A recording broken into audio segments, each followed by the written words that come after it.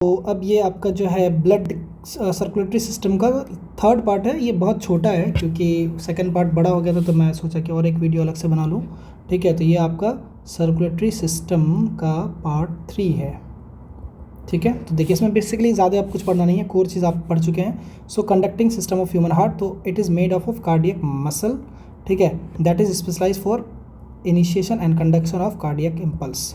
ठीक है, it poses special nerve like properties, self excitatory neuromuscular pathway. ठीक है, तो देखिए बस इसमें ये बेसिकली कह रहा है कि ब्रेन तो खैर कंट्रोल करता ही है, लेकिन इसके पास अपना भी कुछ होता है। ठीक है, ब्रेन के अलावा भी, जिसकी वजह से ये जो है फंक्शन करता है। ठीक है, चलिए तो देखिए ये आपका है एसए नोड, जिसको पेसमेकर कहते हैं। ये क्वेश्चन आता है। ठीक है, यहाँ पे एसए नोड है। ठीक है, और ये आपका क्या है, ये है आपका एंट्री वो ट्राइकुलर यानी एवी नोड इसको कहते हैं। ठीक है, एंट्री वन ट्राइकुलर यानी कि एवी नोड, इसको क्या कहता है, पेस सेटर कहते हैं। सिंपल, इसमें इतना ही जानना है। ठीक है, उसके बाद आपको क्या पूछा जा सकता है, देखिए ये जो है आपका देखिए राइट बंडल ऑफ ब्रांच है, not that important. Left bundle of branch, not important. Bundle of इटिस, ये पूछा जा सकता है बंडल ऑफ इटिस किसका पार्ट है। ठीक है, तो ये पूछा जा सकता है। और एक है आपका परकिंजे फाइबर, किस में होता है, ये हार्ट में होता है। ठीक है, दैट्स इट, इतना ही आपको बस इसको ध्यान रखना है, इसमें कुछ है नहीं, करना नहीं है आपको कुछ ज़्यादा। चलिए थोड़ा देख लेते हैं क्या है ऐसे नोड। ठीक है, तो अच्छा देखिए क्या हो रहा है यहाँ पे, बेसिकली हम लोग कर क्या रहे हैं कि conduction system of human heart कैसे कंडक्ट करता है। तो देखिए ऐसे नोड जो है, ठीक है, वो इंटरनोडल पाथवे के बाद जाएगा एवी नोड में, और एवी नोड से जाएगा बंडल ऑफ हिस में, और फिर परकंजे फाइबर में। तो ये सीक्वेंस याद रखना है। Rate of conduction is fastest in the bundle of His, bundle of His fastest and slowest in AV node. ठीक है, तो एवी नोड में सबसे स्लोएस्ट रहेगा, एवी नोड में सबसे स्लोएस्ट रहेगा। ठीक है, पाथवे। और क्या बताया यहाँ पे, बंडल ऑफ हिस। ठीक है, बंडल ऑफ हिस में फास्टेस्ट रहेगा। ठीक है, conduction. Our heart normally beat 70 to 75 times in a minute, this is called heart rate. ठीक है, और rhythmic contraction and expansion of the heart is called heart beat. तो ये याद रखना है आपको, ये भी याद रखना है, ये याद रखना है। ठीक है, ये याद रखना है, ये याद रखना है। देखिए जो मैंने वहाँ बताया था उसी को फिर से देखिए क्या है। सुपीरियर वेना कोवा, ठीक है,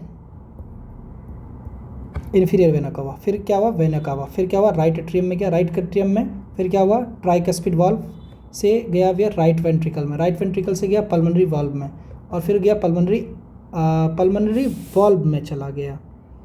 ठीक है, फिर गया पल्मोनरी आर्टरी में, अभी भी देखिए ये, अब गया लंग्स में, और लंग्स के बाद क्या होगा, शुद्धिकरण होगा, और अब होगा इसमें ऑक्सीजनेटेड ब्लड आएगा, फिर जाएगा ये पल्मोनरी वेन में, फिर जाएगा लेफ्ट आर्ट्रियम में।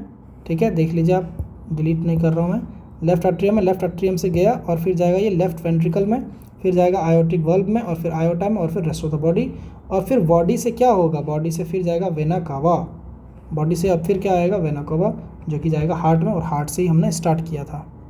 ठीक है, चलिए अब देखिए कुछ फैक्ट्स जान लेते हैं हम। स्टडी ऑफ हार्ट को कहते हैं कार्डियोलॉजी, इंपॉर्टेंट।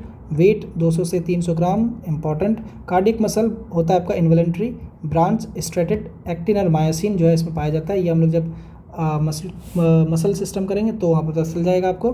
ठीक है, और नन फटीग, अगर ये थक जाए तो फिर तो दिल ही रुक जाएगा, है ना, तो इसके जो मसल्स होता है नन फटीग होता है, तो ये आपका है। Okay, heart beat generation, heart beat जो जनरेशन होता है वो क्या होता है, पेस मेकर।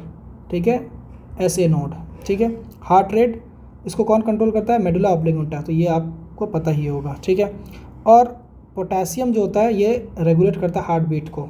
ठीक है, देखिए हार्ट रेट को जो है आपको कौन कंट्रोल करता है, दिमाग का कौन सा पोर्शन, तो मेडुला ऑब्लिंगेटा, और जो आपका पोटेशियम है वो हार्ट बीट को आपको रेगुलेट करता है।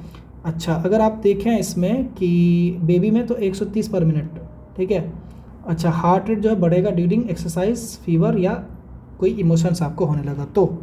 ठीक है, उसके बाद क्या है आपका कि हार्ट रेट घटने को हम लोग क्या कहते हैं, तो इसको कहते हैं ब्रेडाइकार्डिया, है ना, हार्ट रेट को। और टेकाइकार्डिया को कहते हैं क्या, जब हार्ट रेट आपका बढ़ जाता है। ठीक है, एक आपका साउंड होता है, ठीक है, जिसको कहते हैं लव डव साउंड। तो ये होता है first heart sound, second heart sound, ठीक है। तो ये कहाँ पे होता है? Closure of semi lunar valve, not that important but lub dub important है, ठीक है। चलिए अब देखिए कार्डियक साइकिल। तो कार्डियक साइकिल होता है 0.8, वेरी इंपॉर्टेंट, याद होना चाहिए। हाँ, और ये होता है आपका सिस्टोल, जो जिसको क्या कहते हैं? कॉन्ट्रैक्शन। तो याद रखना है सिस्टोल इज कॉन्ट्रैक्शन 0.3 सेकंड का होता है। डायस्टोल जो होता है वो होता है रिलैक्सेशन, हार्ट का रिलैक्सेशन वो होता है 0.5 सेकंड का। ब्लड प्रेशर की अगर बात करें तो pressure is exerted by blood by देखो pressure is exerted by blood on artery wall, इसी को कहते हैं। यानी कि ये ना, ये आपका आर्टरी है तो अलग अलग ब्लड फ्लो हो रहा है, तो ये जो डाल रहा है मतलब प्रेशर डाल रहा है।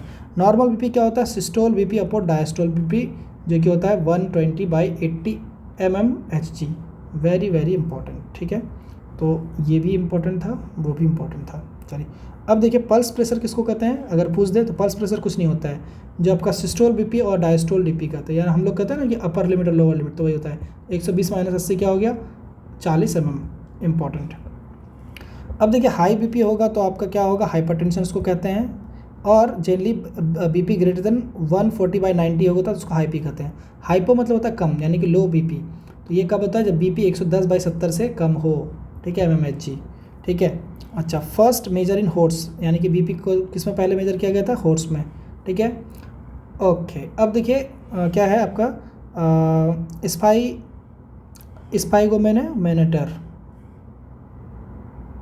ये क्या होता है? ब्लड प्रेशर चेक करने के लिए जो डॉक्टर्स यूज़ करते हैं। ये क्या है आपका? स्पाइगोमेनोमीटर, इतना बेकार सा नाम है, सिंपल नाम रखता। चलिए हार्ट अटैक क्या होता है ये ध्यान दीजिए। हार्ट अटैक में क्या होता है कि हार्ट के जो मसल्स होते हैं उसमें ऑक्सीजन की कमी होती है। अभी हम लोगों ने पढ़ा था ना कि हार्ट के पास भी जो है आपका ब्लड जा रहा है तो वहाँ पे ऑक्सीजन की कमी हो जाएगी, तो उससे क्या होगा? कार्डियक मसल डेथ करता है और उससे हार्ट अटैक आता है, ठीक है। चलिए ये मेडिसिन का नाम है आपका ग्लाइसरीन, ठीक है। अब आता है आपका हार्ट का एक बीमारी दूसरा है आपका, क्या है? एथेरोस्क्लेरोसिस। इसमें क्या होता है? कोरोनरी आर्टरी जो होता है डिजीज़, मतलब क्या हुआ कि ये आपका मान लेते हैं क्या है आपका? आर्टरी है, तो यहाँ कोलेस्ट्रॉल जम जाता है, इसकी वजह से क्या होता है? ब्लड का फ्लो बहुत मुश्किल हो जाता है, तो इसी को कहते हैं। कार्डियक अरेस्ट क्या है? देखिए कार्डियक अरेस्ट जो है आपका क्या है? कार्डियो पल्मोनरी रेस्ट्रिक्शन, ठीक है। उसके बाद आता है ईसीजी। तो ईसीजी बेसिकली क्या है? आपका हार्ट जो है सही काम कर रहा है या नहीं कर रहा है वो चेक करने के लिए। तो आप लोग देखते होंगे PQRT इस तरीके का दिखता है आपको, ठीक है, ईसीजी का रिपोर्ट में।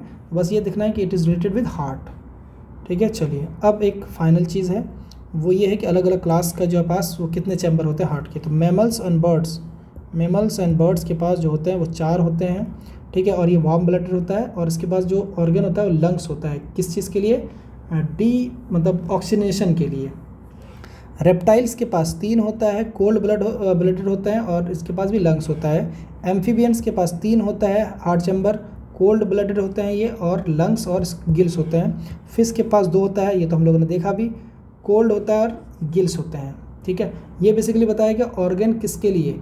O2 और CO2 के एक्सचेंज के लिए कौन सा ऑर्गन यूज़ किया जा रहा है। और हार्ट चैम्बर का मतलब ये क्या था? ब्लड के पंप के लिए जो हार्ट बना है वो कितने चैम्बर का है? तो इंसान के पास 4 है, ठीक है। रेप्टाइल्स के पास 3 है, एम्फीबियंस के पास 3 है, फिश के पास 3 है। ये बहुत इंपॉर्टेंट है पूरा का पूरा, ठीक है। अच्छा अब एक चीज़ बताइए कि वार्म और कोल्ड में क्या फ़र्क है? वार्म और कोल्ड में सिंपल, वार्म ब्लड का मतलब ये होता है कि जो इंसान होते हैं और पक्षियाँ होते हैं वो अपने अंदर के मतलब ब्लड को जो है, ठीक है, वो बाहर ठंडा हो नहीं हो, अंदर जो टेम्परेचर है उसको कांस्टेंट रखते हैं, इसलिए उसको वार्म ब्लड कहते हैं। जबकि रेप्टाइल्स एम्फीबियंस जो होते हैं और फिश होते हैं वो अगर कोल्ड में है तो अंदर भी उसका जो मतलब जो शरीर के अंदर का पार्ट होता है वो भी कोल्ड हो जाता है, जो ब्लड होता है, इसलिए उसको कोल्ड ब्लडेड कहते हैं, ठीक है। वो मौसम के हिसाब से चेंज होता है, एनवायरनमेंट के हिसाब से, जबकि ये हमेशा सेम रहता है, मौसम बाहर जो भी हो, ठीक है। तो थोड़ा बड़ा हो गया बट कोई बात नहीं, थैंक यू। और स्पेशली जो मैंने जिसमें स्टार लगाया ना उसको ज़रूर कर लीजिएगा।